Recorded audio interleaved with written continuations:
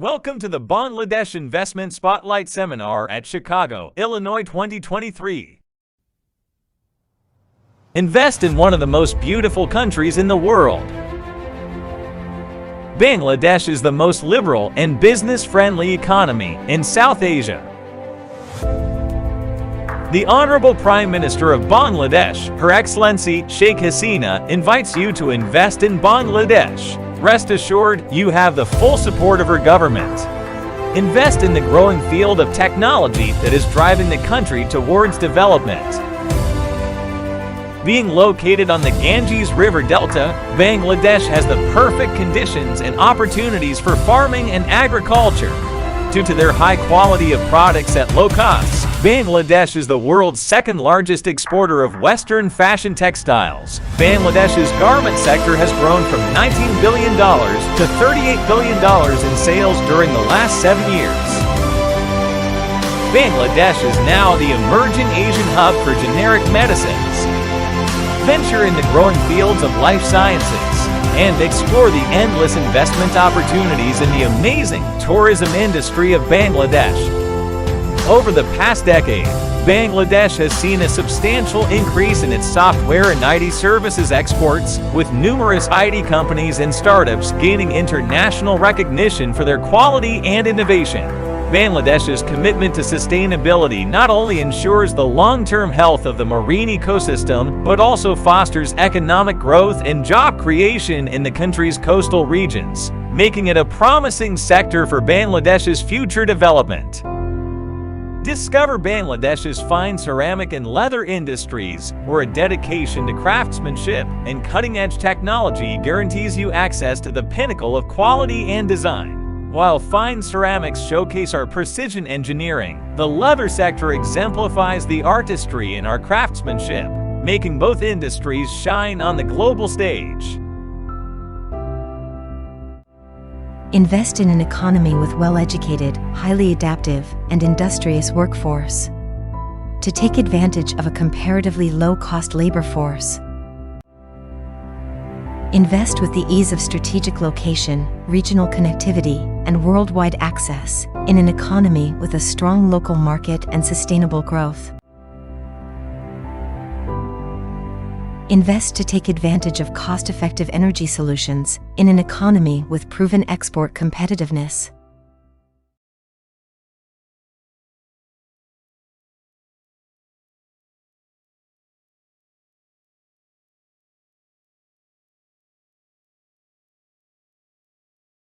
Agency in Abu Dhabi. In addition to his diplomatic achievements, Ambassador Imran holds a medical degree from Mymensingh Medical College. Furthermore, he obtained advanced degrees in development diplomacy and humanitarian law from Germany and Italy, respectively. Ambassador Imran is married to Dr. Zakia Hasna and is the proud father of 2 daughters.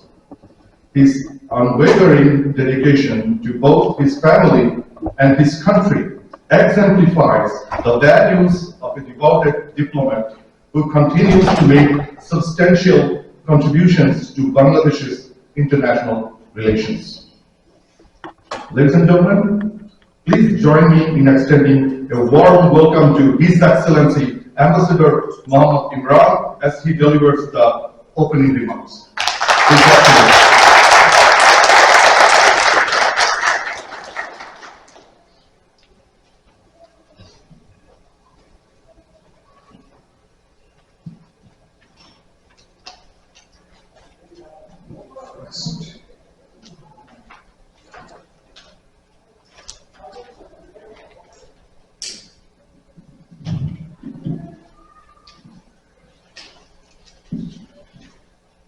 First of all, I must address today's organizer, Mr. Munir Chaudhry, Honorary Consul of Bangladesh in Chicago and also in neighboring states, Professor Atul Chaudhry, today's keynote speaker, respected panelists, and very distinguished foreign guests, not Bangladeshi guests, especially the members of Consular Corps, the Consul General of Korea, Turkey, and also we're joined by the mayor of the city, Skopje, and all the participants, distinguished guests, ladies and gentlemen. Very good morning and Assalamu alaikum. I hope it's a very chilly day today for me because I just came from Washington, which is quite warm. We are still in Celsius because I'm not accustomed to this Fahrenheit thing yet because I'm quite new. So it was 22 yesterday. Here I think I think it's 5 or 7. I think it's centigrade right now. So, welcome on behalf of Bangladesh to you all. And it is a great opportunity and privilege for me to be here today in this city and to attend this seminar to discuss the prospects and challenges of private foreign investments in Bangladesh. Bangladesh, a country that has emerged in the recent past as one of the potential markets for business, investments, economic partnership, and many more. And when we talk about the relations, Bangladesh relations with USA, US and Bangladesh are time-tested friends, and we're enjoying shared values of commitments. Bangladesh looks on the USA as a trusted ally, a major development and trading partner, and we are working together in the areas of economic development, democratic institution building, good governance, climate change, women empowerment, and many more areas. Dear friends and distinguished guests, let me go back to a little bit of history of Bangladesh. We started our journey as an independent country in 1971. After a 9-month-long war of independence that was inspired and guided by our father of the nation, Bangabandhu Sheikh Mujibur Rahman. But we, the Bengalis, had to pay a very high price for our independence. We paid it with sacrifice of our lives and untold sufferings for our independence. It was a heroic resistance of unarmed people against the mighty war machine of that time. And in 1971, on 16th of December, a nation was born soaked in blood and tears. And we began our journey with a ravaged economy. Our physical infrastructure destroyed, no foreign clients reserved, inheriting not a single penny as a success state. We normally see that when you success state, you get something from the parent state, but we did not receive anything from the earlier country as a success state. And our father of the nation, Bangabandhu Sheikh Mujibur Rahman, led the country to recover from damages of the war and started economic activities, generating employment to improve the quality of lives of our people. But that was stopped after the brutal assassination of Bangabandhu and most of his family members on 15th of August 1975, and we again had to go through a dark period. But in the recent years, under the leadership of our Prime Minister Sheikh Hasina, daughter of Bangabandhu, Bangladesh is moving forward at a very rapid pace.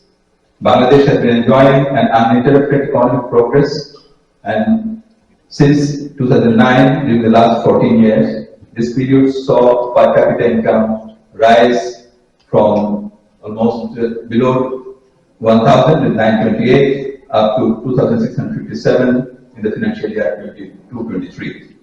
The average GDP growth rate was more than 6% per year during this period. This achievement has transformed Bangladesh into one of the fastest growing economies in the world. Accordingly, Bangladesh moved out from the World Bank list of low-income country to lower middle-income country in 2015, and in 2018 fulfilled the UN criteria to be graduated from the rank of least developed country to a developing country. Bangladesh is expected to formally graduate from LDC in 2026. This is certainly one of the remarkable achievements for Bangladesh in her post-independence era. Dear guests, currently the country is the 35th largest economy of the world with around $450–460 billion GDP, the total GDP is about 460 billion, half a trillion. And despite COVID-19 pandemic and the recent war between Russia and Ukraine, Bangladesh has recorded 6.03% of growth in the last fiscal year. It indicates the resilience of the Bangladesh economy and also of the people of Bangladesh. The country is heading to the right direction to an upper middle income country by 2030 and an advanced economy by 2041.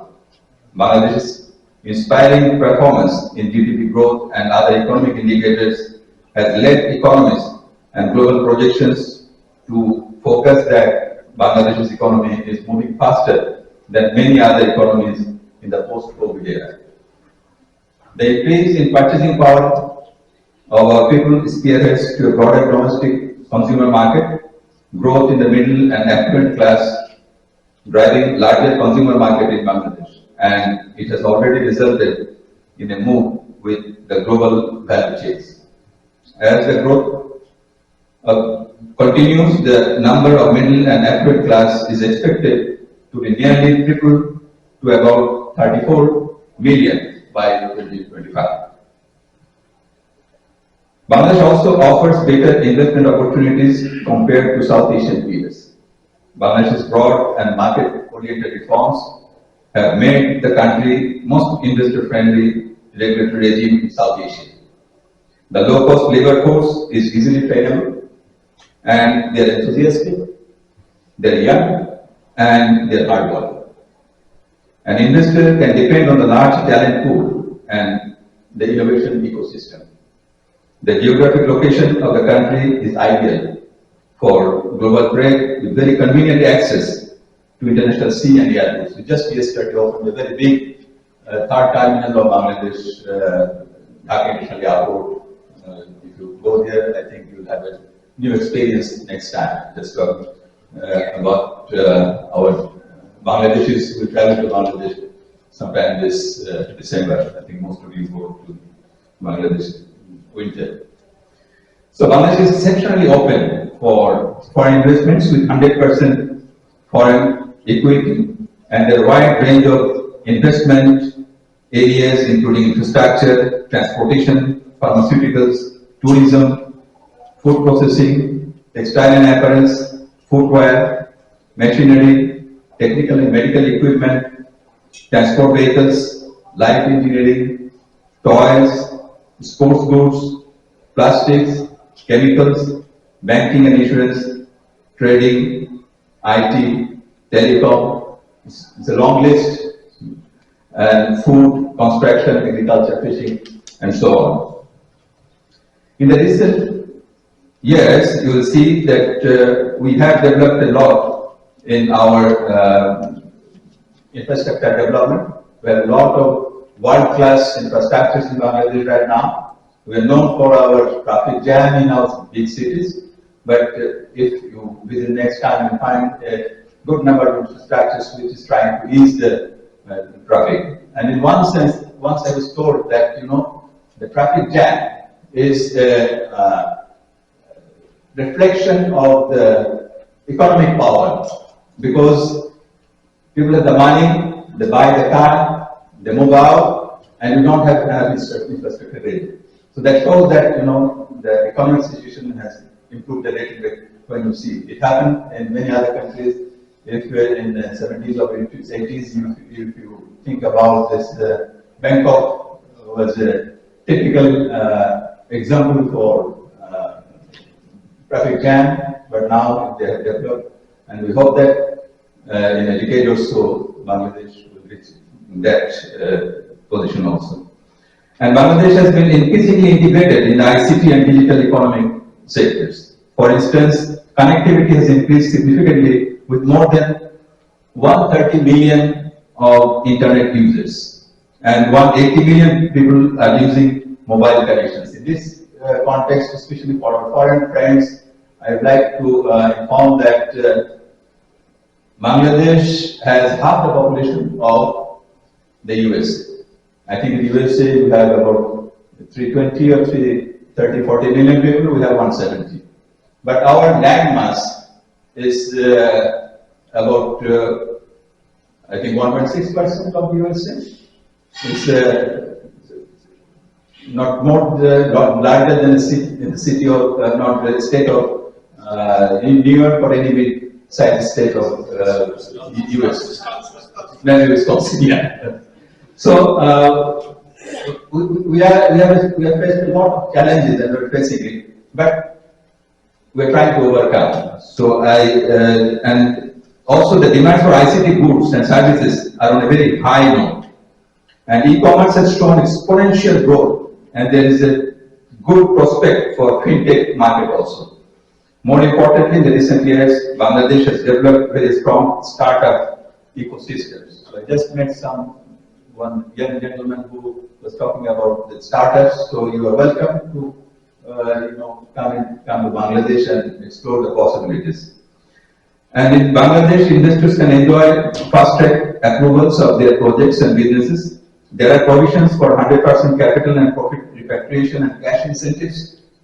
Investors can capitalize Bangladesh's preferential access to the world's major markets, and this access to global market is further helped by the flexible policy regime of Bangladesh for foreign direct investments.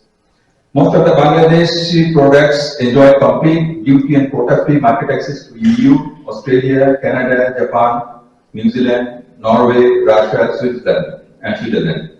Bangladesh products have already found their access with lower duty in the markets of Thailand, India, China, Republic of Korea, Taiwan, and Turkey. Did I pronounce the new name correctly? Turkey? Yes. It's used to say Turkey, but this is Turkey. Negotiations are underway with a number of other countries in this regard, and Bangladesh is strategically located as a bridge between South and Southeast Asia and beyond. Historically, Bangladesh seaports have been the port of call of ancient traders and hub of economic activity connecting the West and the Far East. Bangladesh is going to play the same role in near future also. And Bangladesh is committed to support foreign investment and businesses. Over the years, Bangladesh has built significant infrastructures with at least 100 economic zones, 8 export processing zones, we call it EPZ, 39 high-tech parks, and government has heavily invested in generating power and energy, and has developed sizable rail, road, sea, and land port networks. And there are 5 investment promotion authorities in Bangladesh. These are Bangladesh Investment Development Authority, Bangladesh Export Processing Zone Authorities, Bangladesh Economic Zone Authorities, and Bangladesh High-Tech Park Authorities. And we have Public-Private Partnership Authority, and they are available 24/7 as one-stop services. I therefore invite all our US friends and members of Bangladesh diaspora to take this advantage and come to Bangladesh with your investment and businesses. Our policy is to work in partnership for mutual gains and benefits. Indeed, Bangladesh is on the move and keen to have our friends as our partners in our journey of shared profit and prosperity. With this, Bangladesh is undoubtedly an exciting place to put your money, and we expect to see more investment from the USA to Bangladesh very soon. There are ample prospects, and there could be a few challenges.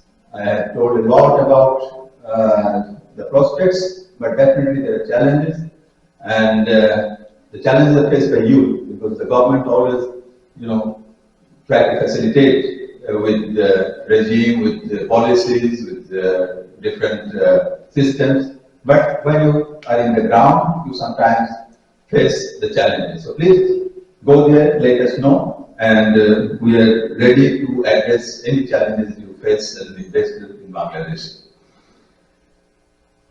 And we have a number of officials here today. We have at least half of the Bangladesh embassy team in Washington is here today and tomorrow. And for our Bangladeshi diaspora, we regularly visit this city with the help of our honorary consul for consular services, and we'll have tomorrow we'll have a consular team working here. So I want you to take advantage of that. And we have our offices, as I told you, So you can, get in touch with them, and if you face any problem, please let us know. Any challenges, we are here to address that. And once again, I would like to thank Mr. Munir Choudhury for his initiative and arranging this seminar and gathering so many important people together today. And I think that this event will help you to understand my country, understand Bangladesh better. So thank you very much. Joy Bangla.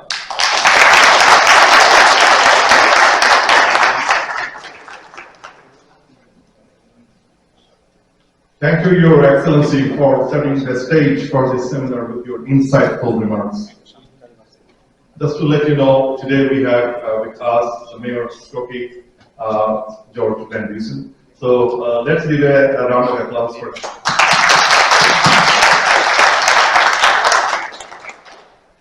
Next, I would like to request Dr. Nahid Rao, Professor of Psychology at College of Debate, to introduce our keynote speaker, Dr. Abdul Choudhury, Professor Emeritus of Economics at Marquette University, Wisconsin. Dr. Nahid Rao.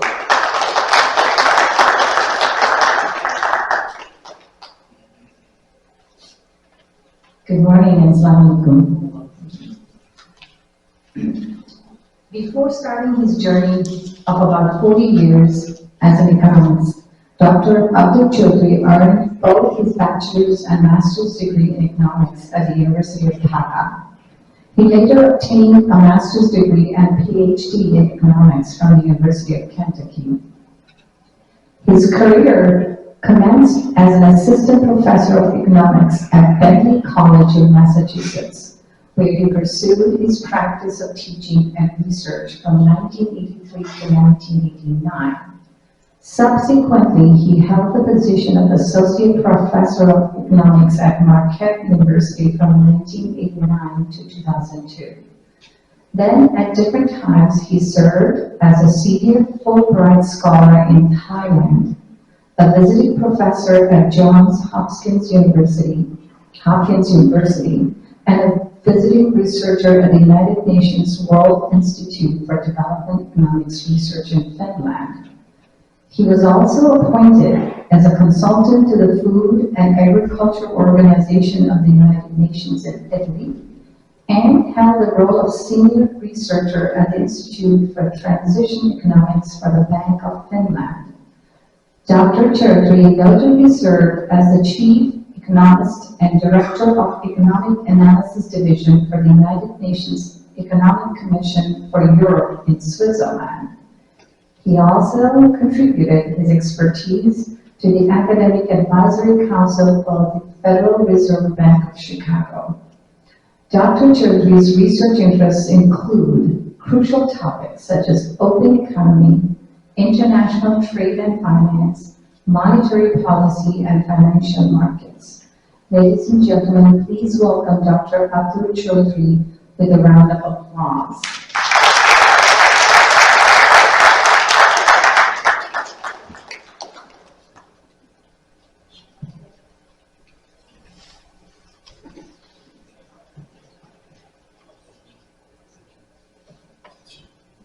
Thank you for the kind introduction.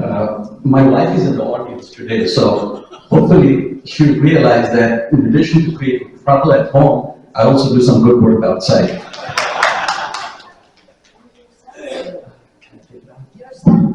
Oh yeah, my son is also there.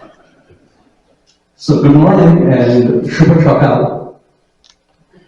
Honorable Ambassador Dr. Imran from Bangladesh, Consul General Munir Choudhury, members of the Bangladesh Embassy as well as Embassy of several other countries here in Chicago, and distinguished ladies and gentlemen, it's my honor today to speak to you about the prospect of private foreign investment in Bangladesh. Now, a friend of mine once suggested to me that when I speak to a group like this, if I'm speaking to a group of accountants, I should pretend that I'm a historian, so I can get away saying things that otherwise I wouldn't. So, given the economic and financial background of the audience today, I'll try and say that I'm from a different profession. Let's start. Okay, so the title of my talk today would be Private Foreign Investment in Bangladesh, the Prospects and the Challenges. Now, in order to understand, those who are interested in investing in Bangladesh, you need to know about the country, where you're investing your money. So I'll start my discussion giving you an update of where the Bangladesh economy is, what are the problems, what are the prospects, and where it stands today. Next, I'll talk about the investment opportunities in Bangladesh, also the steps taken by the Hasina government regarding attracting foreign investments. And then, the most important question, why would you invest in Bangladesh? What does Bangladesh offer? Okay. And then I'll end with some concluding remarks. Sorry.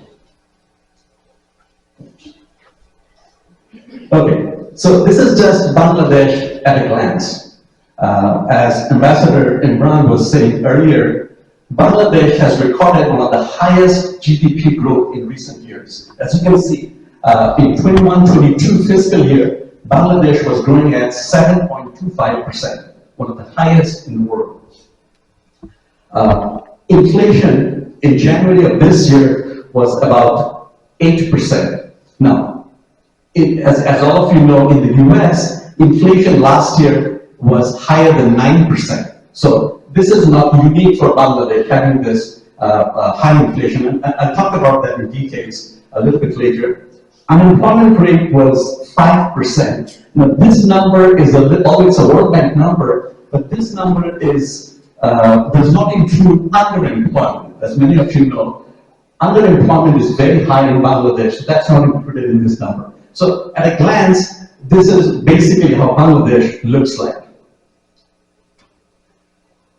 Now, Ambassador Imran was talking about the independence of Bangladesh and what happened at that time. Bangladesh became independent in 1971 under the leadership of Bangabandhu Sheikh Mujibur Rahman. Now, the country at that time was facing a series of problems. There was no export earning, there was natural calamities, the workforce was not ready, there was no infrastructure. In fact, many of you remember, in 1974, Henry Kissinger termed Bangladesh as a bottomless basket. Now, fast forward 50 years, where are we today? Bangladesh today stands out as one of the major economic performers in South Asia. Okay? If you look at the social development indicators, Bangladesh is doing better than even India. There are a couple of things that I'd like to share with you. As Ambassador mentioned earlier, Bangladesh reached the lower middle income status in 2015. It is on track to graduate from the United Nations least developed country list in 2020. Direct investment, or FDI. So, this is what my talking points are. First of all, I would like to say, in an infographics way, what the previous speakers have done, and how Bangladesh have moved up in rankings. And I have also put the minutes in here so that panel discussion members, distinguished members, know that I'm not going to take much time, because those are the time I limit to myself to go over those. So first, that infographic. See, from that infographics, you can see how Bangladesh has succeeded in moving up at different indexes. So these things will be for you to have at request. So this I collected, and you can see that not only we moved up in various rankings, but also there are things in the offing, and those are increased investment and trade, and increased foreign direct investment, not so much lately, and then improved trade relations. So with that, let me go back to what my talking points are. So before we talk about FDI, we must first of all, as an academician as well as practitioner, say what is the current state. And Dr. Chaudhary has already given the current state very eloquently in that. So I will just briefly show that the FDI, as we know, is an equity investment, retained earnings, then private equity, as well as private debt, all combined together. We call that capital, and that's an FDI. And in FDI, recently we have dropped down to 1.56 billion. And so when we look at the same graph that Dr. Chaudhary was looking at, you can see that it has fallen off. Look at the top chart, and then you go to the bottom. And of course, there is a good thing and bad thing in here. It is dropping off. FDI is dropping off as a percentage of GDP. That means our GDP is growing. So it's a good news and bad news state. But we want our FDI, and Dr. Chaudhary has eloquently proved to us that we need it. So with that, I go back, and then this is where I would like to place my emphasis. That is, if you look at from the investor's lens, so you are from other diplomatic missions, and then you see what do I get. So this is what we usually say. I think this is a better idea, Dr. Chaudhary is moving with this so that I do not move away. So this is I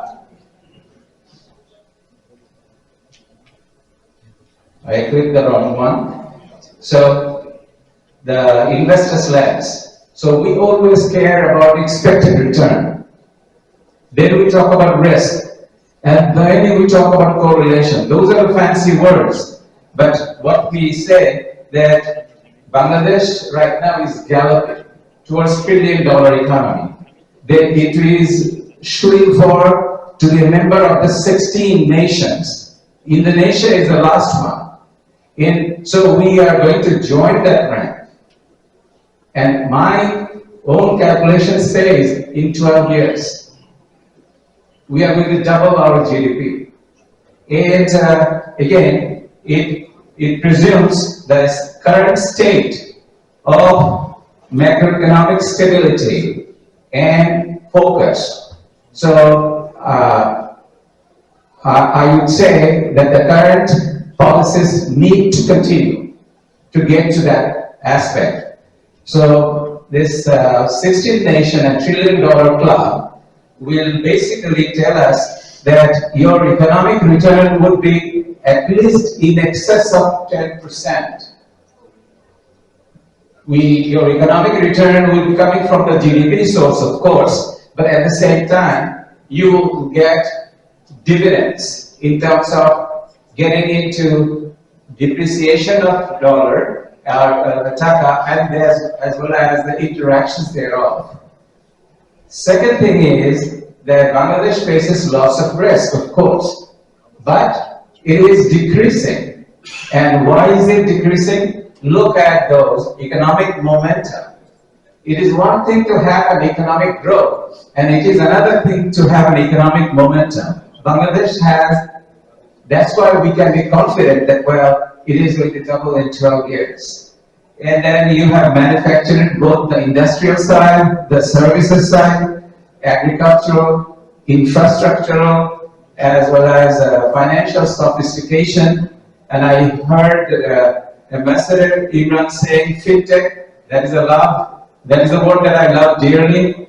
And then regulatory, fiscal, education, expatriates. You are going to send your people out there. What is the relationship that we have built with you? If you go to the YouTube, you'll see highlights and tributes to Bangladesh people, how safe they feel. They move around at 12 o'clock, ladies, no fear. And then connectivity, and don't forget that Bangladesh is a regional player now. The Indo-Pacific region and the cross-border logistics communication and climate and renewable energy. So these risks are there, but they're decreasing. And the last thing is the correlation. You have your own portfolio. I'm talking about foreign direct investment by the privates. You have your own portfolio.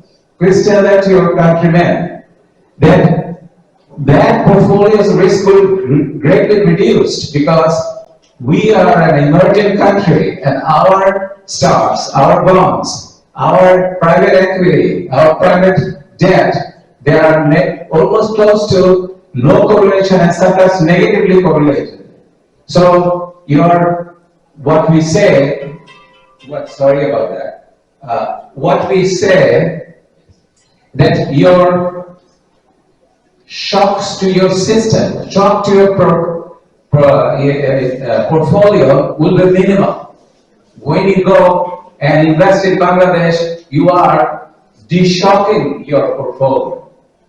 So that is the part that is good for, that is why you should invest in Bangladesh. And then we look at the enabling factors very, very quickly. Dr. Chaudhary is saying about demographic dividend. We just launched a fintech hub in Bangladesh. We'll soon do the same thing with Singapore.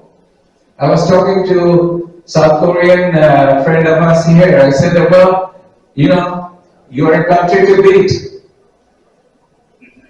And soon we see this fintech hub concept will spread. And then you see that the demographic, at that time when we are launching that, we are giving the same statistic, that we have a young folks, 45% below age 24. And then we have 70% age below 40. What more can you have? These are the active working people, the professionals who will be helping you out. Our literacy rate is just about 74%, when world is about 86%. And we are 8th global ranking in terms of labor and flexible cost of labor. Then we have tax exemption, double treaty, taxation treaties, low taxes, sometimes 100% off in EPZ area, very simplified work permit. These are all enabling factors, and then we have empowering infrastructure. Talk about infrastructure. You talk about the roads. We have 560 kilometers of it. You talk about land ports. We have 10 active ports. We have sea port. We have deep sea ports. And then we have, right now we are China and India. Guess what? Bangladesh is a master craftsman. Sheikh Hasina has ably done that. When I attended April 24th town hall meeting with the ambassador of Bangladesh, and he said those words, as a diplomat said that word, that Bangladesh is a master craftsman, where 4 superpowers are acting together. I do not have to name them, right? You understand them, right? China, India, Russia, and of course United States. And Bangladesh is able to make their connections. And then this China and India are now working to build BRI, Belt Road Initiative, and that is a good thing for you. And then we have, even though Bangladesh, FDI, is second in the South Asia, which is Afghanistan, Bangladesh, Bhutan, India, Maldives, then Nepal, and of course, Sri Lanka. We are second, but that doesn't count it. We have to make it great. And fintech industry has shown that payments system fluidity is very important one. You are going to be concerned with remittances. You are going to send money there. You are going to also bring, when you bring back your earnings, you need to talk about remittances, how fluid they are, and it is making better for you. and then it is getting financial inclusion and economic growth. And then with that, we say that, well, all the people are being helped by the blockchain technology and AI. So with that, right now we go to the first thing. Economic growth and momentum. This is the place that our speakers have pointed out, but I will point it out in a little bit of different tack. Of course, you see that we have galloped into higher growth rate, but no. Not only that, we will get into that by 2035 into $1 trillion economy. This is my own calculations. But then again, in 2041, we are going to reach the developed country status. And then we are being sought out by regional alliances, like BRICS. So with that scenario, we'll see that, well, our role in Indo-Pacific region, sorry about that, it is an old habit. So Indo-Pacific region, we are a big player. Now, one thing I want to bring to your notice is the momentum. Goldman Sachs has said that by 2075, we'll be $6.3 trillion economy. And with that thing, we see that our momentum is going to be that high. And then you look at a little insight here, that back in 1757, East India Company, if you use the word venture capitalist for you folks, we call them virtual capitalists. They tend to take away without working for it. So that was 266 years. Why did they go there? Because Bangladesh was the wealthiest part of the subcontinent. And guess what?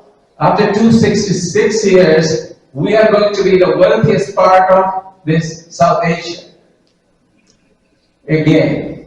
And this time, it will be 2 years from now. That is when we will have 3023 with India coming to 3011. So we say that Bangladesh's amazing momentum gives us that thing that I had in the title, the richest country in South Asia. Then we have infrastructure empowerment, and I would like to also bring to your attention this. Bangladesh would be the biggest hub for outsourcing, and Denmark has recently took advantage of that with $1.3 billion investment. So this is private investments though. This is not the country investments. So please reach out to your countrymen and tell them that Bangladesh is a place where you can invest your own money and make, Bangladesh is always looking for energy sector and renewable energy, and this is where in Bay of Bengal it will be stationed. Women empowerment, we cannot say less about it. We just cannot say less about it. Women empowerment has been huge so far. And in many ways you can say, well, maternal mortality rate has decreased, poverty has been halved in recent 15 years of this Sheikh Hasina's government. And then you see that 20%, right now it is dropped down the poverty rate to 20%. And then domestic violence and gender discrimination has been eliminated. With all those, women has been added as the biggest force in our labor segment.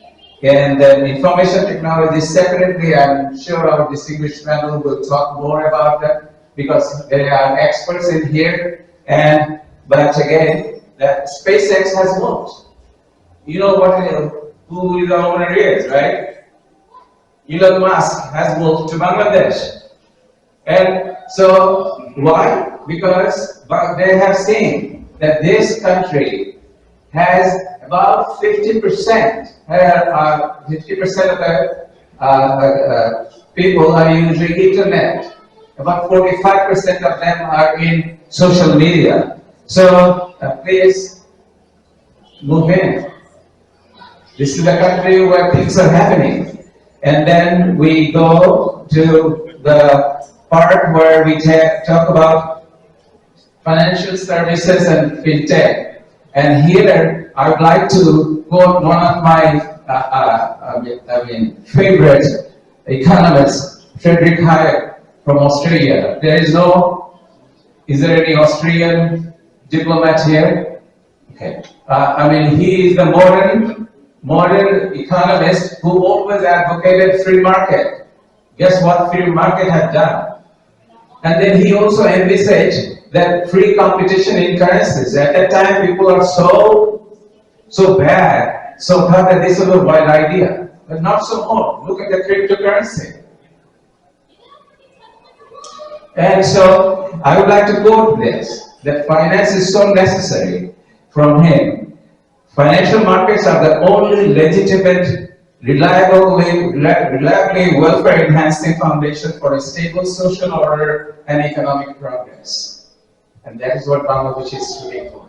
Regulations are coming day after day. When I'm sleeping, I'm getting all the text from FinTech Society on this.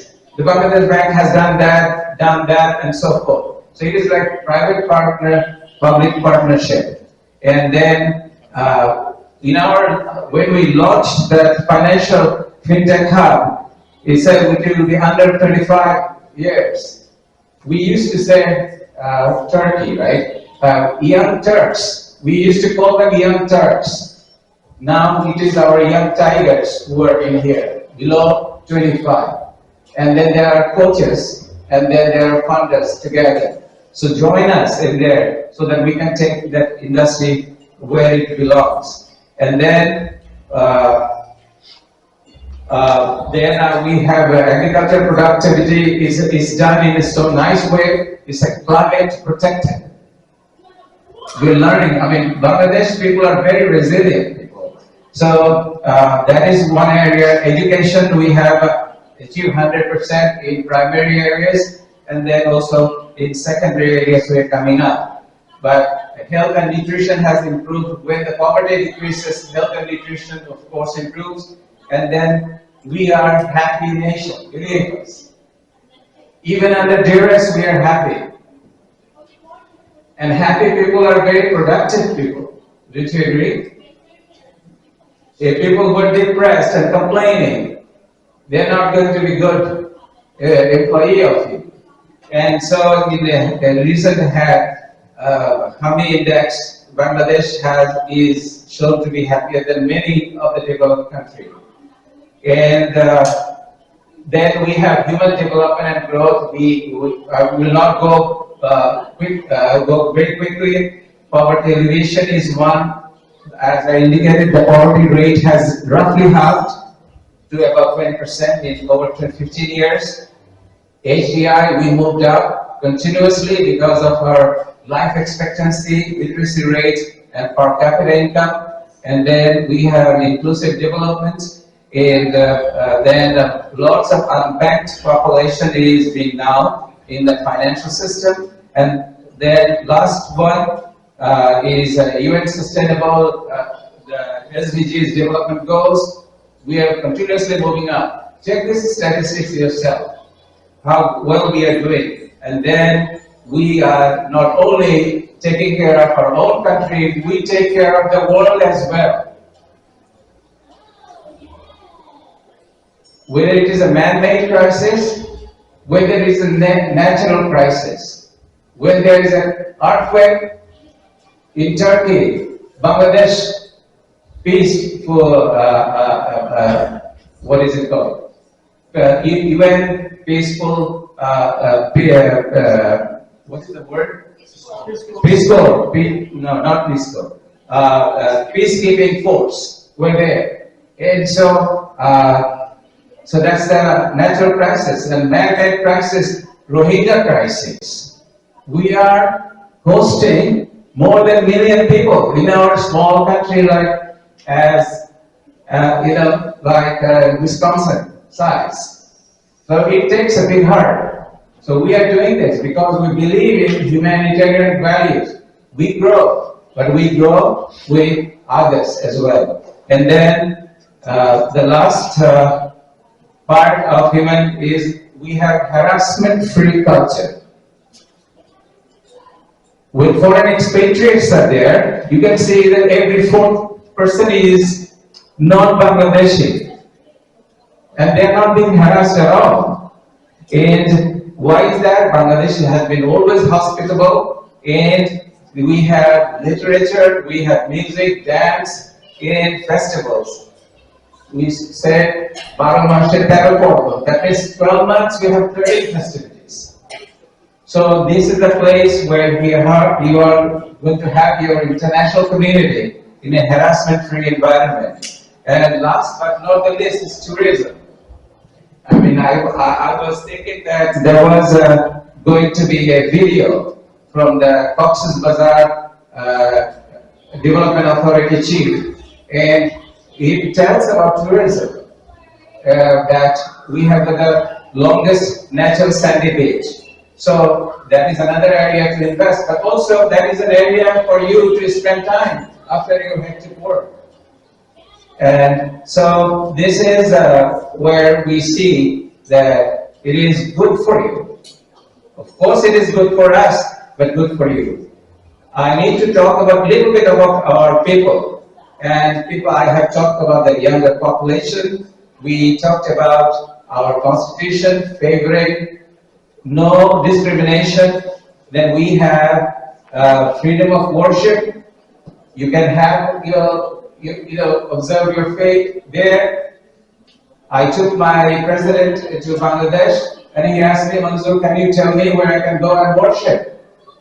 I went and I found the Catholic Church, and I took him there. It's a freedom for everybody, and then interfaith relations we are going, and then environmental initiative all the time. We tell them to go and do that renewable energy, waste management, and governance and business practices, and DEIB, diversity, equity, inclusiveness, and belonging. Then ESG, environmental, social, and governance. All of these can be obtained when you work in Bangladesh. And then the last one I would like to say, please take a moment to pause here. Sorry. Please take a moment to look at this.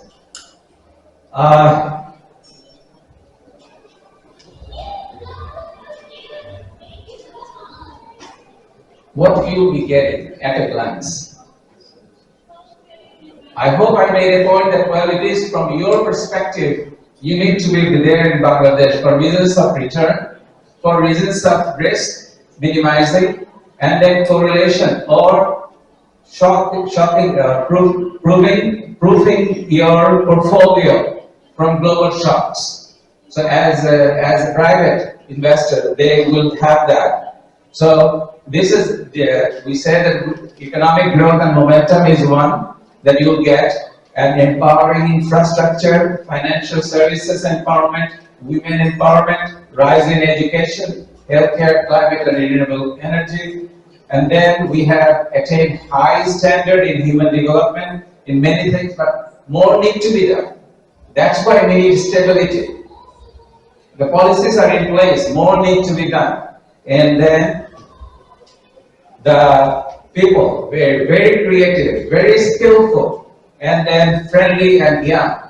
So let me give you a historical background, how creative the Bangladeshi people are.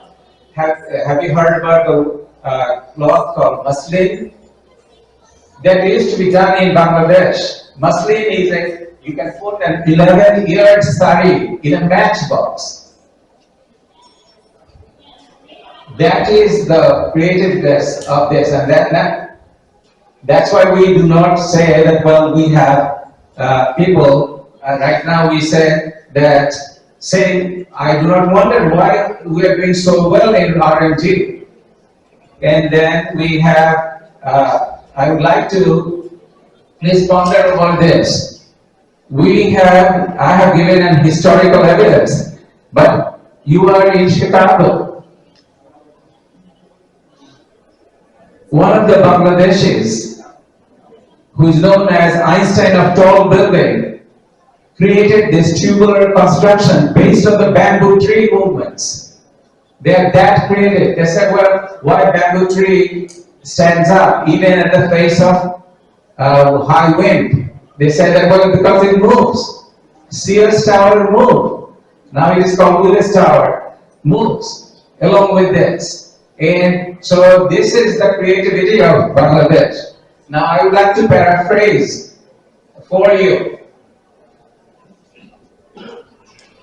a brilliant mathematician from India's brain capital, Gokhale, saying that, I'm paraphrasing it, what Bangladesh thinks today, the whole India thinks tomorrow.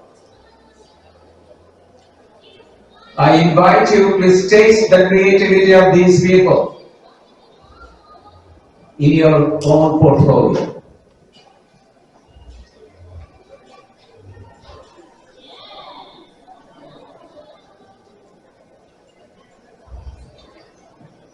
Thank you.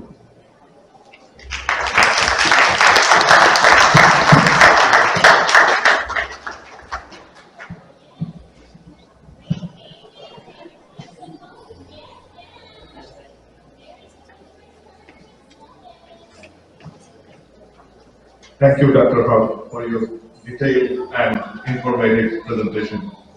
At this time, I would like to invite Bavaria Tajammul to come up here and introduce our next panelist, Dr. Sheikh Iqbal Ahmed.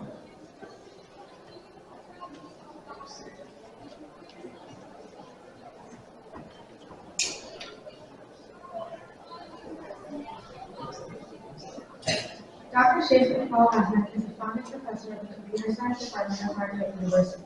His extensive career combines technology, healthcare, with expertise in ML, omnium computing, non-intrusive healthcare technology, data science, and AI. He has obtained a PhD in computer science and engineering from Arizona State University. Dr. Ahmed has authored over 200 peer-reviewed articles and has secured over 5 million research grants. 27 PhD students have been graduated under his supervision. He has also completed 15 NIH-funded healthcare projects and established their companies and practices. His impactful work spans healthcare systems to smoking cessation, cancer care, suicide monitoring, and autism care. His research interests cover health, smartphone-based healthcare, pervasive computing, emotion-based computing, and security and privacy. Dr. Ahmed's dedication to technological advancement in healthcare movements evident through his leadership from Montana's Dubai Economic Research Lab. Now it's my pleasure to invite Dr. Ahmed to the podium. Thank you.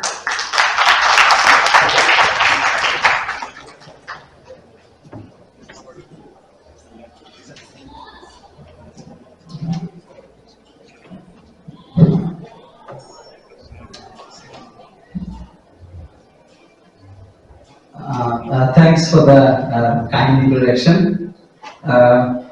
Honorable Ambassador, our Consul General Moni Chaudhary, our keynote speaker, distinguished panelists, and the guests here.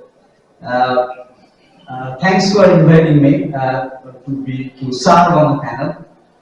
What I'll do is that I'll probably take a little bit a different angle, and you have seen that from the economic perspective, Dr. Chaudhary's, Dr. Hawk's, all the insights, why should we go to Bangladesh, right? And today, my focus is in the IT sector.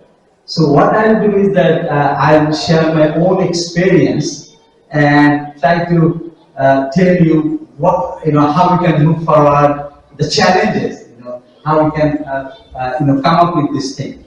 And, when we start on a panel, it's a kind of relay race. So, Dr. Manjur Haq, he mentioned about Fazlur Rahman Khan. Yes, Sears Towers from 1976 to 1998, it was the tallest, right? It was the tallest. And the architect is Fazlur Rahman Khan. And initially I prepared, we are from the same school, Kuwait, the MIT of Bangladesh. So one of the things I would like to mention that in the architecture area, the basic thing is the design. You do the design. He came up with the tabular design. In computer science, whenever you build any software, it's thousands of lines of code. What you need an architecture. You ask anybody, show me the architecture. That's the trick. With that you can get into details. Okay. So in my talk, I already mentioned I'll take a little bit different perspective. So last 25 years, I have built many systems in USA, like suicide monitoring system, for teenagers. That's the system I built. You go to emergency room, using smart text messaging, they follow you. That's the system I built. One thing I'd like to mention that in Bangladesh, I have done several projects. One of the project was autism monitoring. That was a $500,000 project. And believe me, the whole project, I used the talents of Bangladesh, and it was very successful. It was funded from here. And recently in Kuwait, we created a data hack where 100 hospitals give the data, and anonymously you can predict, and that particular model last 2 years in the top journal. It was the highest impact, best paper award. And whole thing was developed by Bangladeshi students. The skill, I'm trying to say the skill set you have. So what Manjir bhai mentioned about the human resource, right? So for the human resource, two perspectives. One is that from those human resource, the skills, right? If you can get skill, that's one of the powerful things.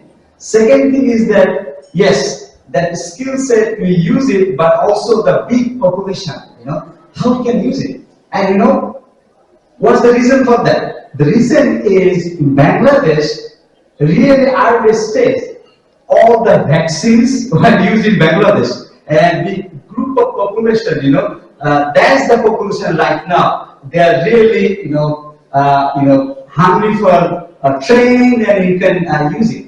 So one of the things I would like to mention that last, 15 years or so in Bangladesh, there's a big change. One of the change is right now we have more than 150 universities, and over there, obviously, more than 50 is like public university, and private is 100. And those universities are producing graduates. And particularly, in computer science, what I can mention is that every year there are about 20,000 students are graduating with computer science degree. So that's a huge population. We can really tap that and go into the next level. And if you think about the IT companies, right now in Bangladesh, more than 1,700 IT companies are there. So, and those companies, a lot of people probably doesn't know. So that's why I thought maybe I'll share some of my own experience, and you'll see that, how you can be involved in the investment and with the ideas and so forth. So particularly, in the IT sector, like some top companies, one of the good things is in IT, you do not need like lot of infrastructure. For example, everybody uses Facebook, right? Uses Facebook. Do you need like manufacturing? No, right? Facebook is software, right? Platform.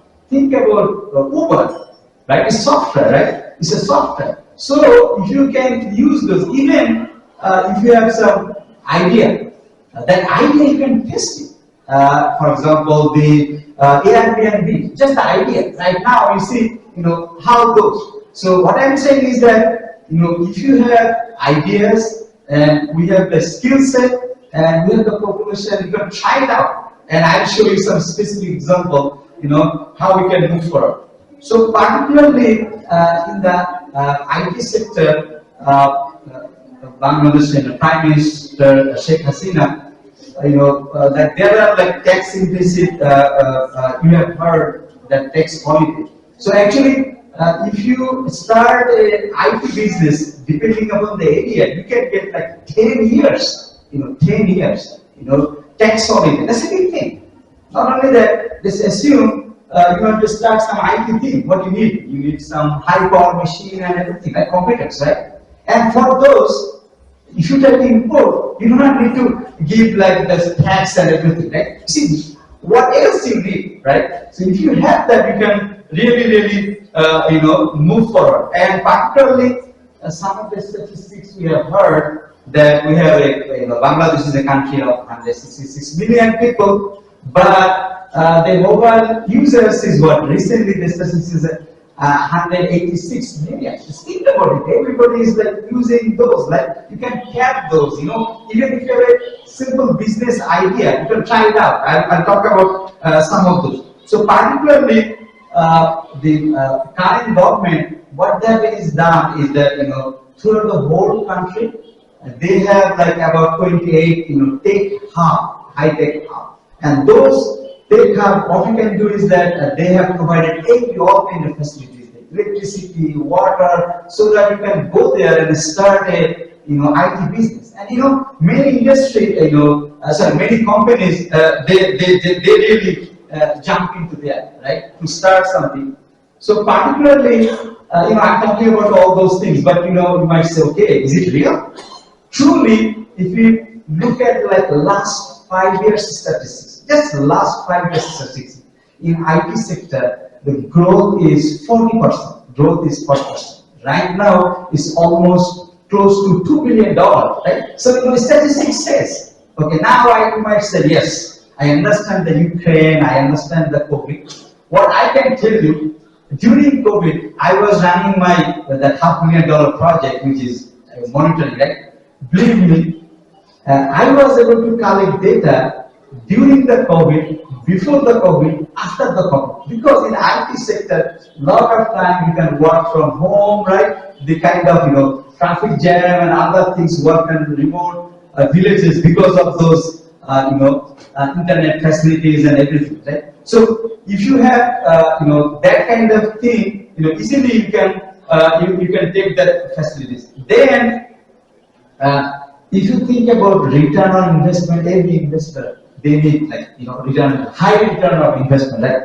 So IT sector, if you look at all the statistics, the cost and everything, truly Bangladesh is lot cheaper than all other countries, including the neighboring countries, because I kind of personally served it for some of my, it's like at least 25% cheaper than all the neighboring countries. And you get the high skilled people. I'll talk about some of those high skilled part. Then, in terms of access, right, infrastructure, internet, in Bangladesh right now is a really good structure, so that the industry can fly very well. Another thing I will mention that in the IT sector, IT, everybody uses IT. You think about a hospital, you think about a hotel, anything, right? IT sector, right? And for IT, what do you need? Sometimes you need 24-hour service. So think about US and Bangladesh is what 10 to 12 hours different. So if you really want 24-hour service, you should go to Bangladesh, right? Believe me, I tried out. Recently, one of the hospital, they are saying, they serve emergency room at night.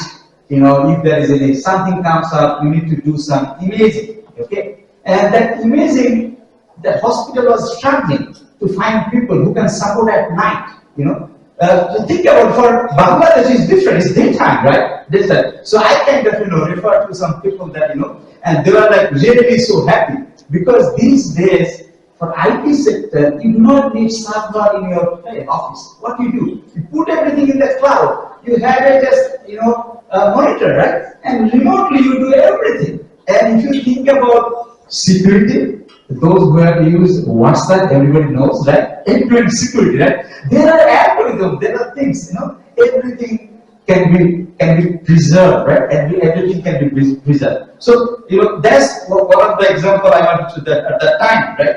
Then, another interesting thing I need to say is that in Bangladesh, really from the primary school, elementary school, they teach English. And when you go to university, most of the places is like is English medium. So if you try to convey something, requirements, past business analysts, they understand really, really well. Believe me, they understand really well. So you see, that's a big, advantage. The other thing is that last 15 years in Bangladesh, a couple of global company has grown, and those companies, they are ready. They have skilled people. You say, I want 10 programmers, I want 100 programmers. Believe me, they are ready.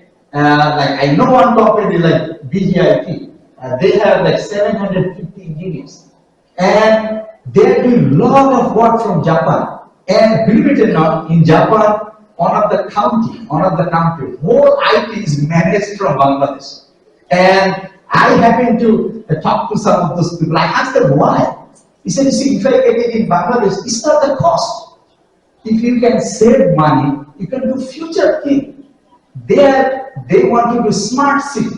So they are doing like, this regular stuff here, and they are, doing research for a smart city. So just take that scenario in any other place, right? You can do your companies like normal work. If you want to do like advanced thing, you put that money there, right?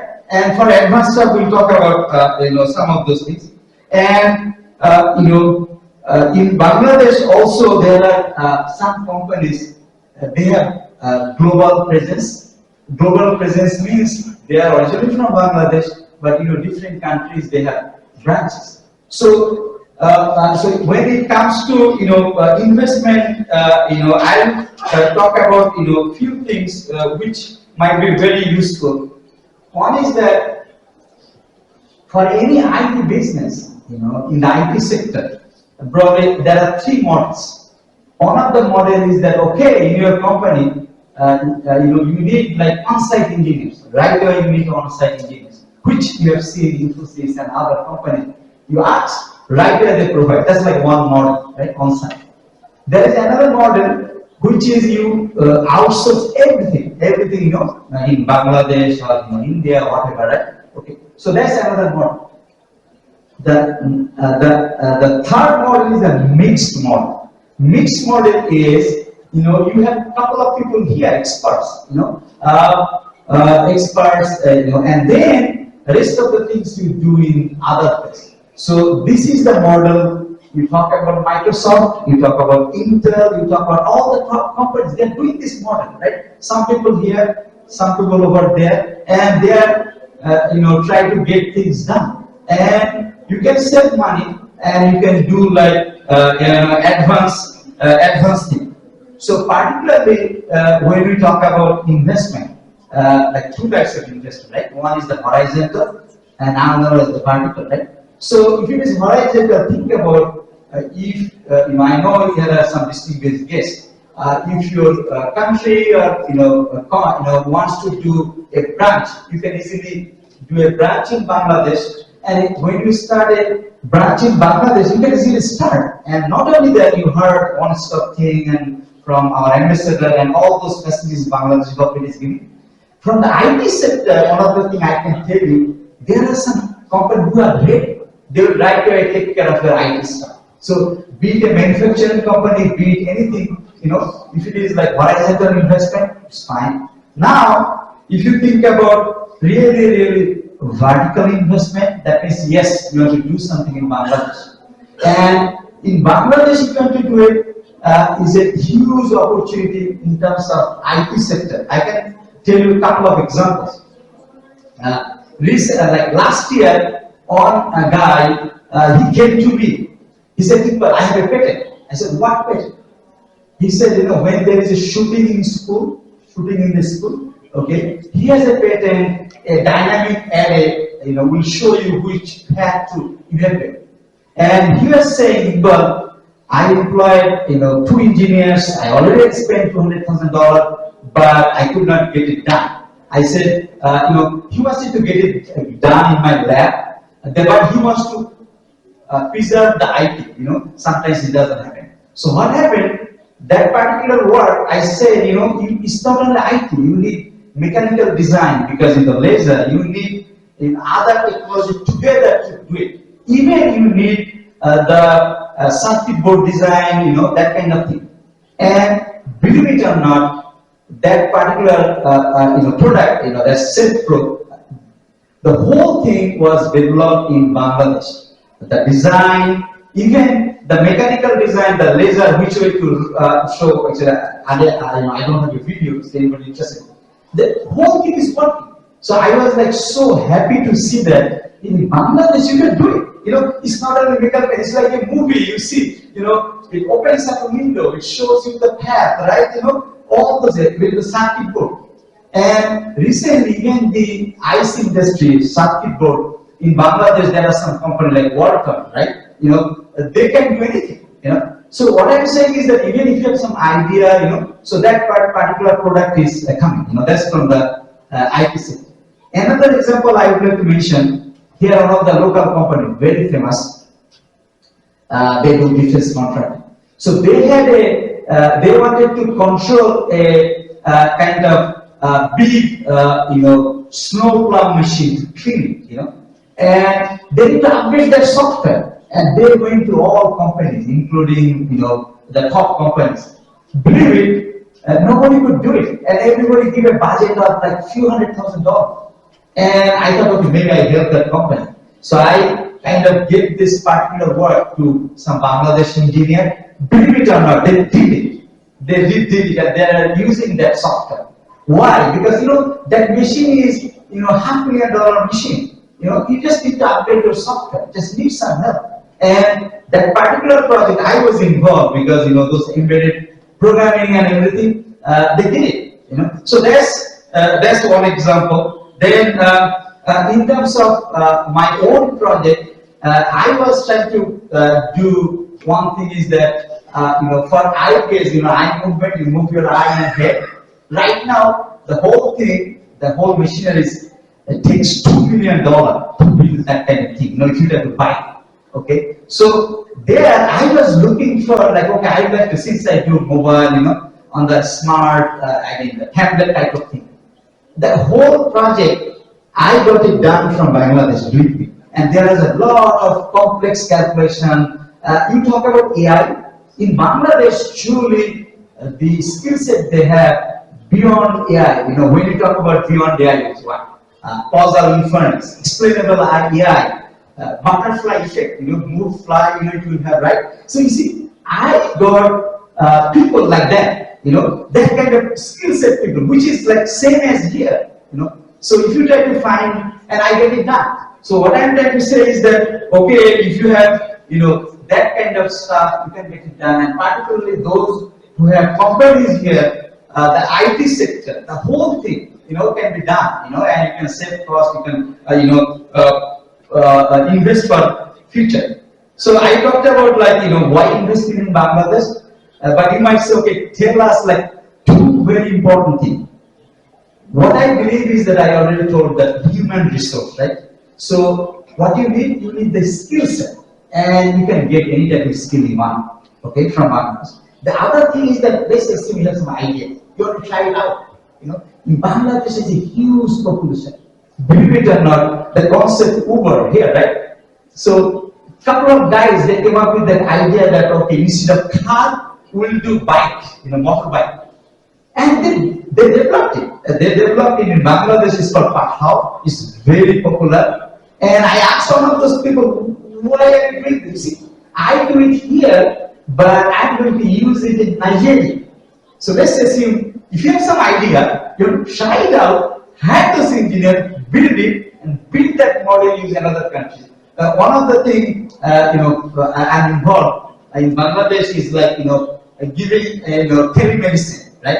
You want 24-hour doctors, and we have platform here. In Bangladesh, that kind of platform is there, like $1, $2, you see a doctor 24 hours, same platform. I asked those guys, why? He said, if we can be successful here, I can replicate it in Africa and other countries, if you scale it up. So there are really opportunities, in the IT sector. Okay, now to get that contact, and actually you have heard that if you need anything, in Bangladesh we have like on contact service, but obviously here we have Bangladesh Embassy.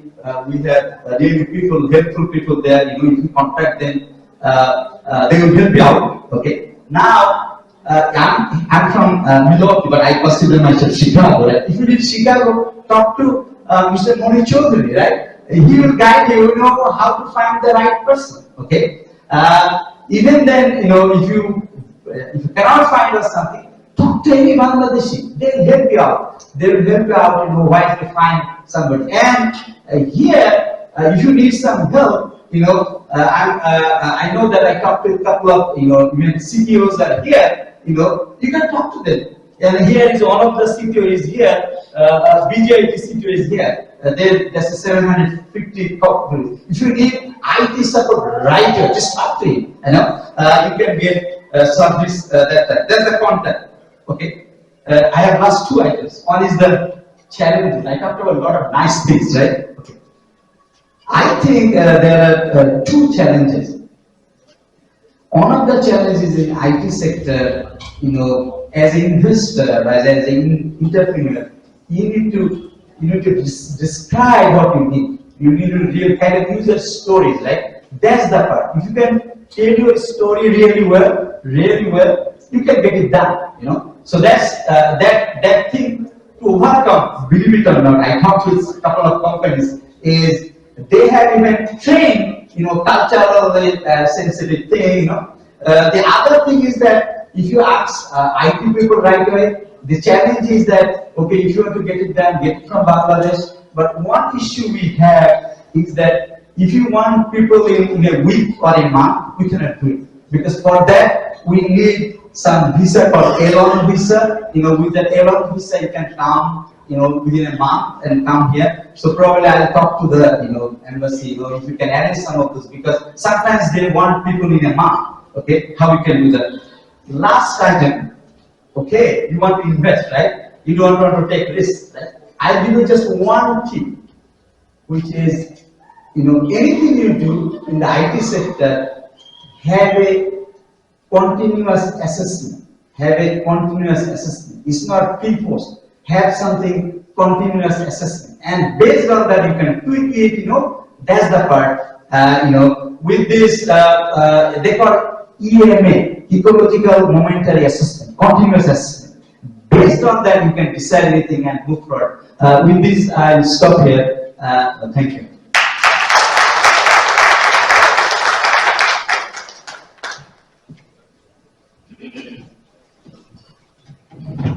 Thank you, Dr. Ahmed, for shedding light on the promising IT sector in Bangladesh. We started the program right on time, having continuous assessment through the time. But I am thinking that I would appreciate if you could keep your discussion between 7 and 10 minutes. That will help us for the interest of time. Ladies and gentlemen, now we have our third panelist, Jan Rumi, who will focus on exploring investment opportunities in Bangladesh booming healthcare and pharmaceutical industries. I would like to request Salman Rahman to introduce Mr. Jan Rumi.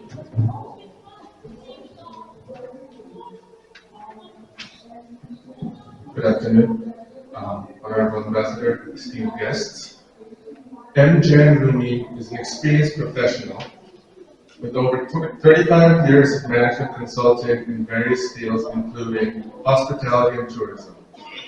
He is a partner at Connected Planet, a business consultancy in Honolulu, and is affiliated with Guild, Additionally, he's the chairman and president of Community Empowerment Resources, a mental health services agency in Hawaii. Mr. Rumi is also involved in diplomatic roles as the honorary consul of Bangladesh and Morocco in Hawaii.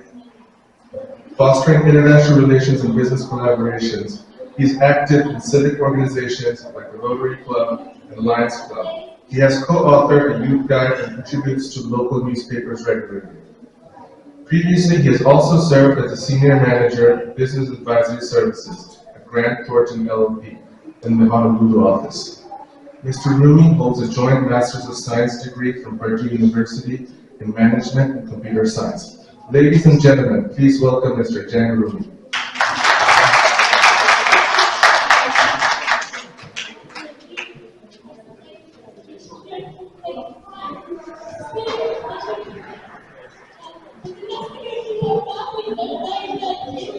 Honorable Ambassador Imran, Honorable Punit Chaudhary, Honorary Consul of Bangladesh in Chicago, Honorable Consul General of Turkey, and honored guests coming to this investment seminar in Chicago. I have to tell you, first of all, that I am very happy.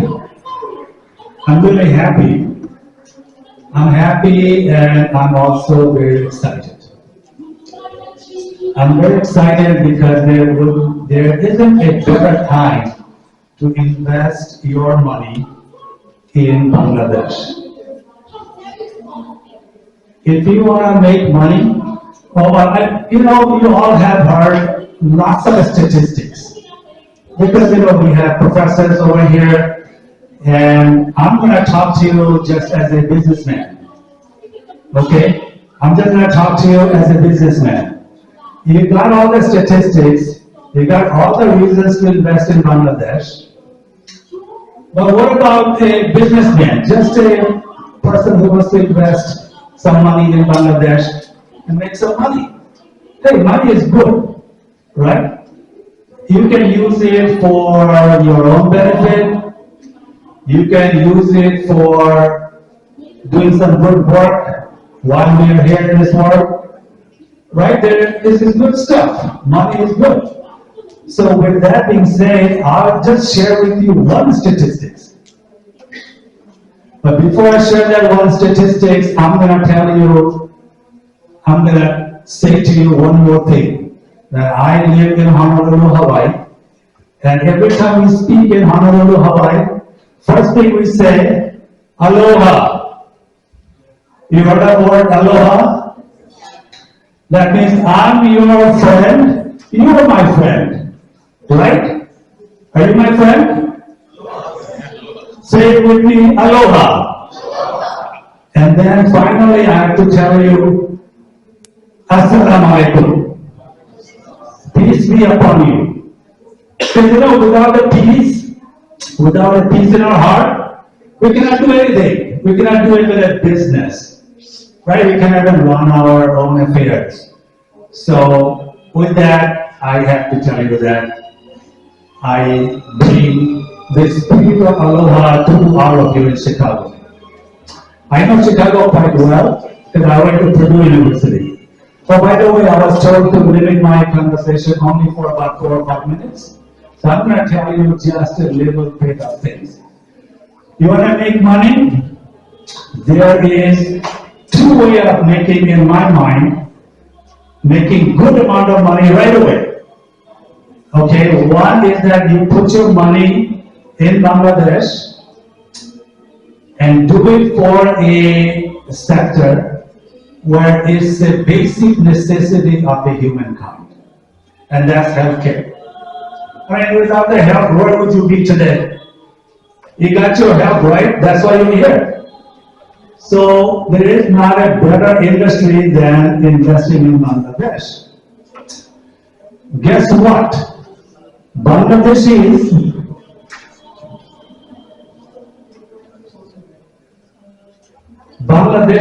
spent $3.5 billion going to get their health care from somewhere else. Where? Malaysia, Bangkok, India. Think about it, $3.5 billion. I know a physician in Houston who got into together in a get-together and with other physicians, and he bought 100 acres land next to Dallas. Okay, what are you gonna do? Well, I'm gonna subdivide that property, that land into 100 different plots. I'm gonna invite a lot of Bangladeshis from New York and other places to come over there and, make their life over there.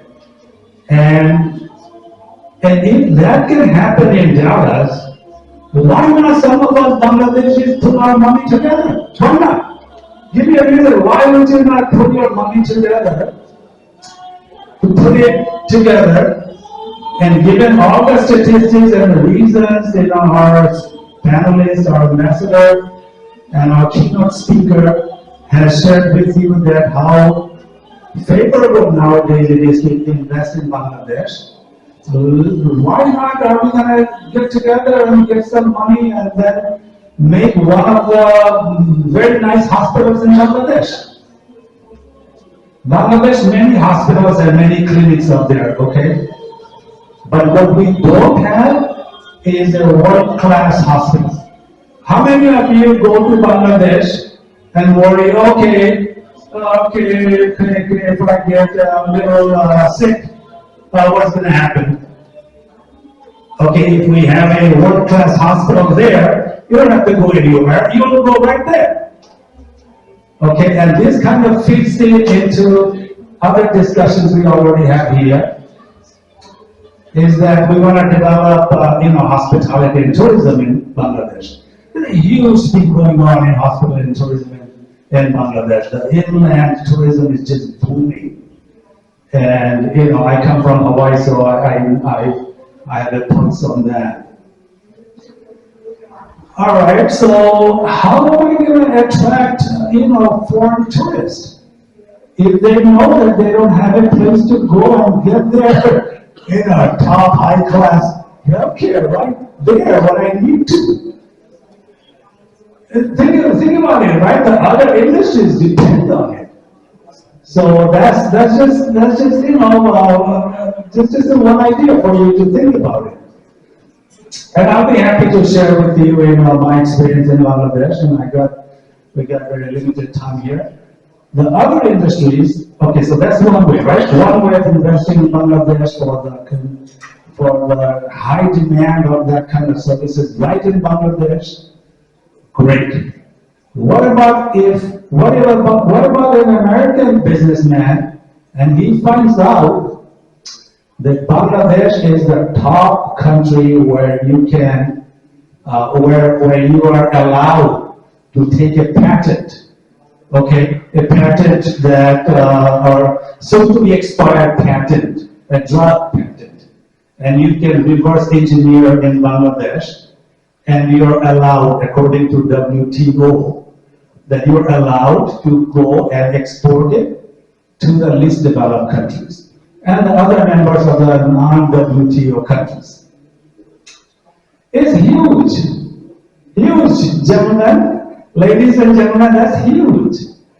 I'll give you just one statistic. I know you don't want the statistics, but you want, I'm sure you want, but you got already so many, so much in statistics. But I'll just tell you, the drugs worth more than $250 billion. $250 billion worth of drugs are coming off of patent by 2023. Think about it. $250 billion, right? So if you can take a couple of those drugs and reverse engineer in Bangladesh, and because of his very sophisticated manpower in the generic medicine manufacturing, very sophisticated, Bangladeshi doctors are great. Bangladeshi pharmacists are great. They are very skillful. but what they don't have is high quality hospitals. But in the drug side, guess what? This pharmacist made a world-class pharmaceutical company, and they're exporting to, oh my gosh, I tell you, it might be, more than 100 different countries, including Turkey. We export some drugs to Turkey, generic drugs. Yes? Yes, American sir? Okay, thank you. All right, so, so just think about that. If you don't have, $500 million to invest in a manufacturing generic drug company in Bangladesh, what about if you partner up with one of the upcoming drug manufacturing company in Bangladesh? Just invest. Okay. Many of you can, probably have $500,000, 10 of them, about $5 million and $10 million. You put it in one of the top 20 pharmaceutical companies in Bangladesh. Your return will be much better than the current return you get by putting your money in the cash account, or you're putting your money into stocks and bonds. It's kind of down these days anyway. So I just invite you to think about that. So there are two ways to invest money. You put money in there for the local people to take care of their health while they, instead of going to the other countries. Sometimes it's not possible for some people to go to other countries because of other reasons. It's just the right thing to do. It's the most humanitarian thing you can do. It's not the investment only. It's the right thing to do. And then you really want to make money, really cash cow, go to Bangladesh. And then invest the money with the upcoming pharmaceutical industries, pharmaceutical companies. I can guarantee you your money will not be wasted. Thank you very much.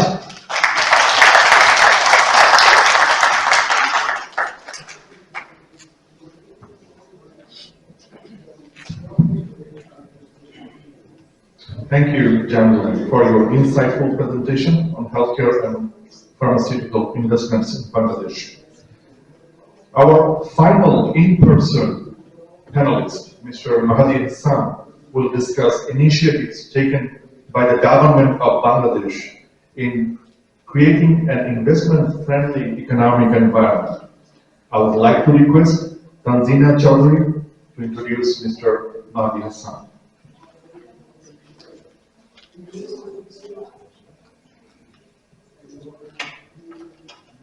Good afternoon, everyone. Mr. Mohammed Mahdi Hassan, an additional secretary to the government of Bangladesh, currently holds the position of Economic Minister, Embassy of Bangladesh, Washington, D.C., USA. Mr. Hassan has a strong knowledge and working experience on macroeconomic framework that promotes trade and investment relationship between Bangladesh and partner countries.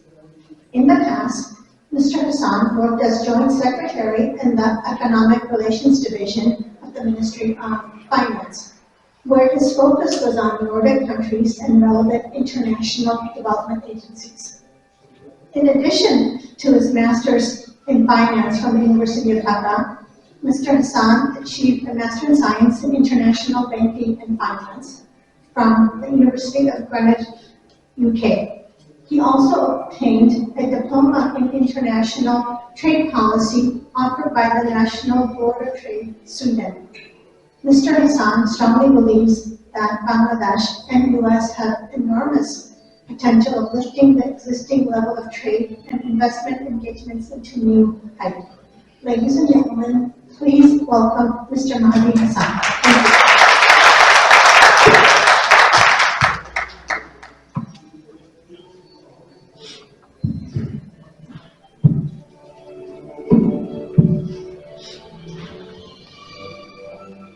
Good afternoon, ladies and gentlemen.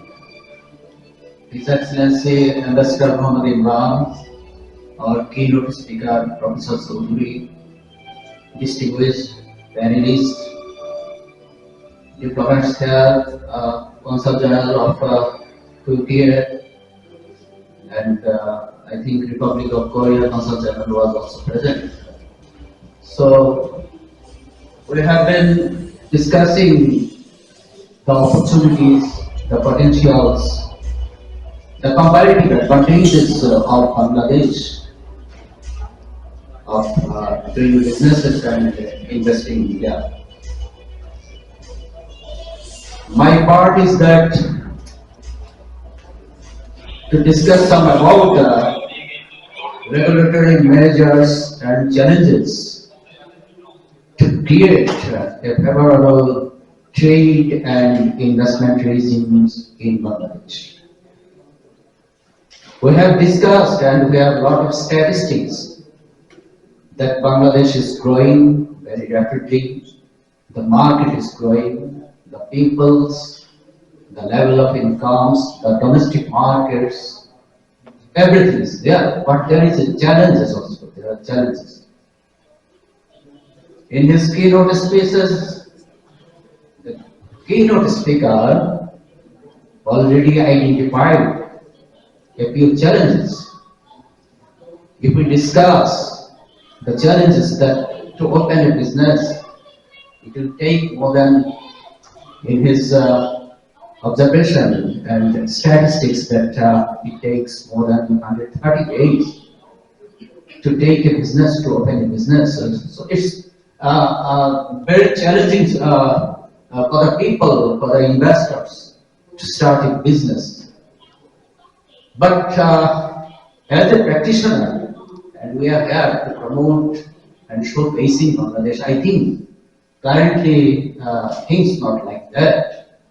If we discuss and if we maintain our regulatory measures, and you know that our major main investment promotion authorities, Bangladesh Investment Development Authority, they are offering currently 60 services, investor services, out of 136 services online. So the environment is currently is improving, and I think to start a business in Bangladesh, there is a challenges, but I can assure it is not more than 130 days. But there is a challenges. Another thing is that if we discuss the level of openness to do a business in Bangladesh, if we discuss the current status of fiscal measures to attract foreign investments, what we find, in case of openness, we are very open in institutional policy measures. I think we have no reservation.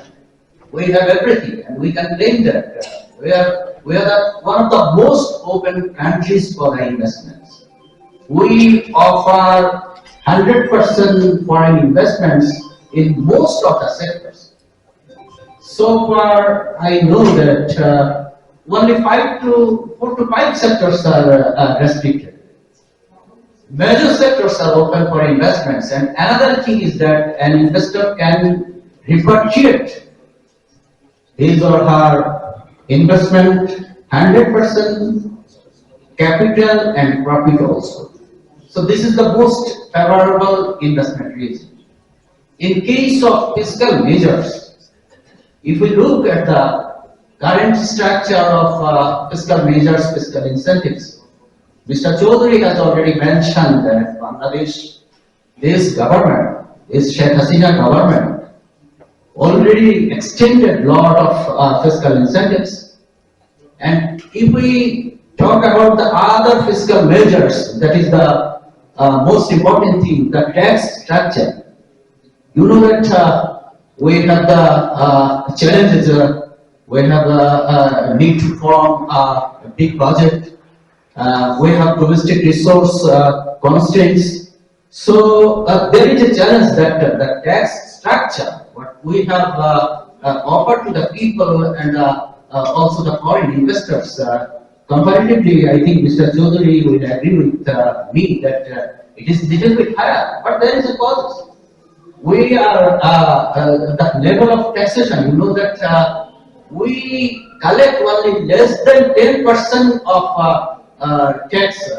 If you compare it to the United States, it is, I think, around 30%. Our tax GDP ratio is less than 10%. So there is a challenges for our domestic challenges that why we keep this rate is little bit higher. But one thing is that this will not bar the investor from start their businesses in Bangladesh. If we look at the business environment, we at first need market. So there is a market in Bangladesh. In 2009, the size of our market, I think size of the economy was less than 100 billion. But in 2022, it is around $500 billion. So the growth, so the pace of growth, pace of the level of income, pace of the middle classes. So this is the favorable thing. And I can assure you that if you start a business and you can do here with confidence, and we can guarantee that you can have better margin, better profit doing businesses in Bangladesh. So the level of another regulatory challenges we are talking about the level of ease of doing businesses. Actually, this is a World Bank initiatives. Up to 2020, World Bank IFC, International Finance Corporation, they have working on this issue, and they have declared the level of doing business ranking. So unfortunately, the last doing business ranking, Bangladesh is not in a good position, and I want to say that out of 119 economies in World Bank classification, IFC observation and research, we were in 168th position. So this is not a good. So the challenges is the ease of doing businesses, but we don't know these agencies what is the methodology of following this doing business ranking. So we challenge that the information is not correct, the information is not right. Actually, the ground situation is not like 168. It is, I can guarantee that it is a little bit, it is maybe in the double digit. So the ground situation actually, this is our fault, that we can communicate with the agencies of International Finance Corporation or other agencies who are forming this doing business ranking. So we have the arguments that we do not accept this ranking, but we have challenges. We do not avoid this. We have challenges, but Bangladesh government is relentlessly working on reforming. We have reformed our company act. Recently, we have formed a company, new company act. So this will promote businesses in a very good shape. And in case of investment promotion authorities, BIDA is the main investment promotion authorities. You can start a business, BIDA is the contact point. And we have another 4 investment promoting investment agencies, that is Bangladesh Economic Zone Authorities, Bangladesh Export Processing Zone Authorities, Bangladesh Private Partnership Authorities, and High Tech Park Authorities. So there are another 4 IPS. They can also help. They can also facilitate investments. So this is all the initiatives from the government side. And another regulatory challenges is coming through the level of protection. So level of protection, already Mr. Chaudhary has mentioned that Bangladesh has already Investment Protection Act 1980. So we have a regulatory, we have legally protected foreign direct investments. There is a law. And another thing is that the intellectual property right, this is also active in Bangladesh. So there is any level of protection. There are a lot of measures the government has already taken to protect foreign direct investments or local investments. So in case of these three indicators, the level of openness, the level of ease of doing business, and the level of investment protection, fiscal and regulatory measures, if we compare with other countries, that the institutional arrangements is almost entirely, I think, up to the mark. But we have some non-institutional challenges, but this is not the right thing.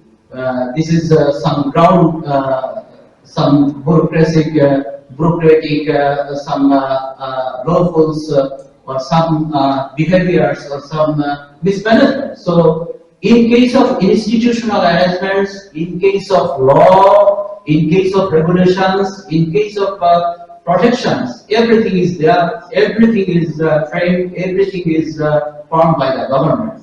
So, as a practitioner, as an economic minister and mandated for promoting investments, I can claim that we have already adequate institutional regulatory measures for the promoting trade and investment in Bangladesh. And last of all, that if you protect investment, you need some activities, some contact points. And who are the contact points? If you face any difficulties, we can do this. So, for the last, I can say that doing business, doing investments, you need market. Bangladesh is a market. It is a growing market. It is a potential market. If there is a market, you can do business. If there is no market, you can do business. So we are 170 million people. People means consumer. So our challenge is to make these people a very good consumer, good purchasing power. That is the challenges. Thank you very much. Thank you for your attention.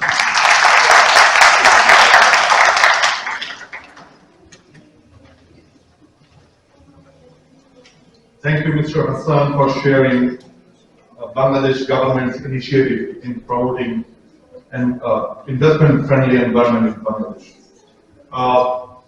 After that, we are now honored to have a virtual message from Commodore Mohammad Nurullah Sir, Chairman of Cox's Development Authority, who will share insights of private foreign investment opportunities in the tourism industry of Bangladesh. This message was sent last night. We are going to play it. After this message, we will have our food. When you are taking food, at the same time, we will go with Q&A session because we are running behind time. So I hope you understand that. So please feel free to take food after this presentation. Then we will have Q&A session. I would like to introduce Commodore Afsar. Commodore Mohammad Nurul Afsar is a former Bangladesh Navy officer with 38 years of service.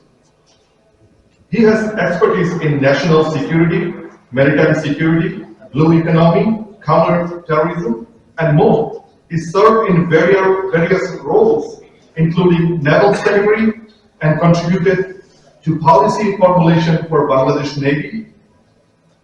He has also served in National Security Intelligence as a Director and Acting Director General.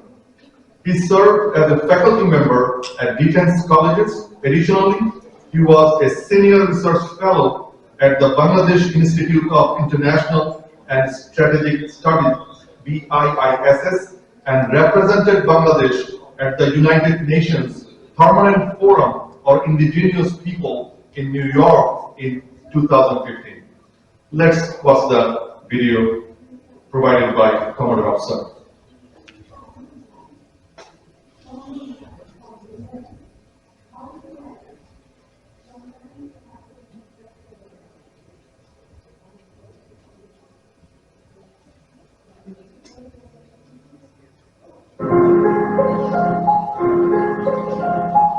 respected Ambassador of Bangladesh to US, His Excellency Mohammed Imran, respected Mayor of Skopje, George Van Kuzchen, attending Councillor Generals, diplomats, local government officials, investors, and community leaders. Assalamu alaikum and very good morning. At the very outset, may I express my heartfelt gratitude and thanks for inviting me to speak in this seminar on private foreign investment in Bangladesh, prospects and challenges, and to be part of this wonderful galaxy of people. As the chairman of Cox's Development Authority, I shall try to give you a personal view on different aspects of private foreign investment in Cox's Bazar.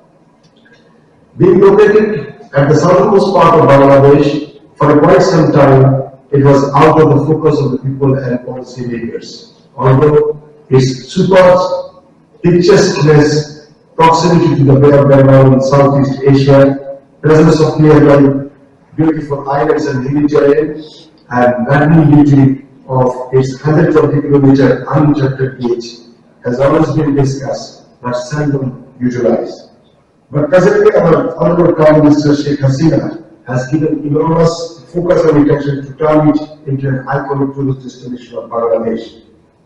Apart from this, with the recent economic empowerment of Bangladesh's middle class, and which is quite big, a huge number of domestic tourists are now coming to Cox's Bazar every day. At times, the number goes as high as 0.5 million a day. But the main attraction of this tourist is only the sea beach because of lack of other facilities in Cox's Bazar. Secondly, despite living near the close proximity of the Bay of Bengal, people were so far sea-blind in terms of thinking about marine tourism, underwater tourism, whose wellness for coastal shipping, and new economy. And government is now emphasizing on these two sectors. Respected participants of this seminar, Cox's Bazar Development Authority has taken a pragmatic and massive program to begin and rejuvenate these two sectors in the tourism sector and blue economy sector. Our aim is to ensure that besides sea beach, tourists have facilities to go around the Bay of Bengal area. They have all their connectivity with the nearby islands, including the Saint Martin, have amusement facilities at night. Also, we are trying to exploit the beauty of the nearby hilly terrains and forest. This year, within a few months, the Cox's Bazar International Airport and the railway station will start operating. With this, there will be a paradigm shift in terms of Cox's Bazar connectivity with the other cities of Bangladesh, the cities of Seven Sisters of India, and the cities of Southeast Asia and China. Keeping all this in mind, Cox's Bazar Development Authority is now preparing a development plan for 30 projects, which will be completed and implemented in the next 5 or 6 years. Already, our concerned ministry and the parliamentary committee agreed in principle to go ahead with these projects. With the possibility of time, I shall be very brief in highlighting this. The hallmarks of our plan was to ensure planned urbanization, promotion of tourism, inclusion of maritime fund in all this, and enhance connectivity, facilitate climate resilience and conservation of biodiversity, to improve the civic facilities in terms of waste management, sewage treatment plant, ensuring safe drinking water, etc. And lastly, to improve the softer side of development activities like skill development, cultural integration, then creating awareness among the communities. At the high end of our proposed projects, there are plans for introducing cable car in between the nearby islands and cities, the introduction of seaplanes and helicopter services for Saint Martin, introduction of cruise liners for marine tourism, also facilities like underwater tourism, ocean park and aquarium, introduction of circular travel bus networks, establishment of amusement world in theme park, international convention centers, with Cineplex, Night Bazaar, food courts and indoor games.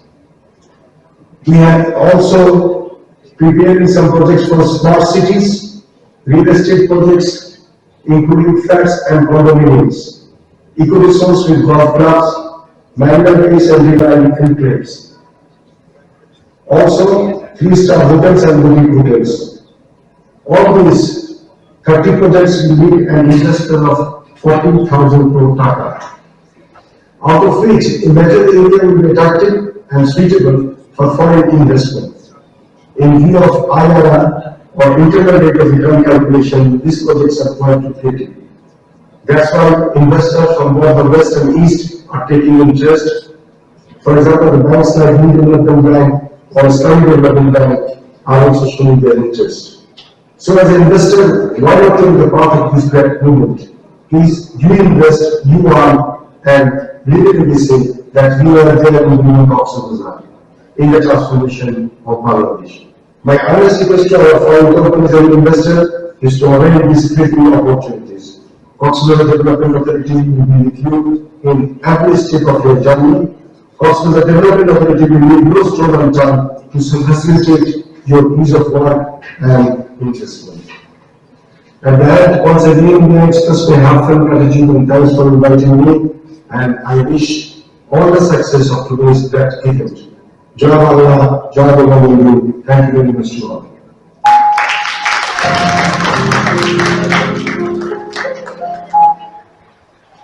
Now it's time to engage with our speakers and panelists. We invite you to participate in the Q&A session. Please feel free to grab some food from there and engage in question and answer session with our experts in here. They are eagerly waiting for your questions. Thank you.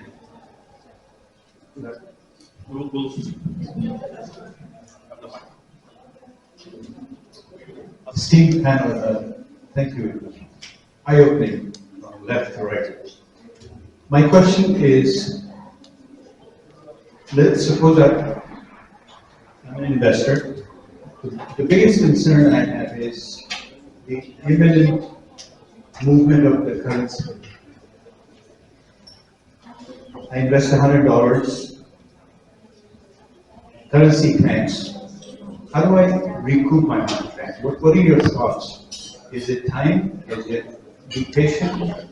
What do you suggest to investors who have that concern?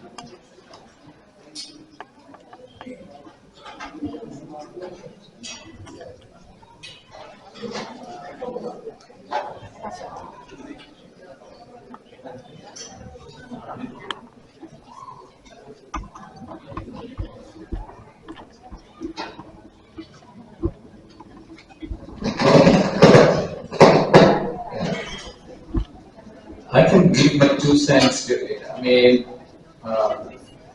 my talking points, I focus on expected return.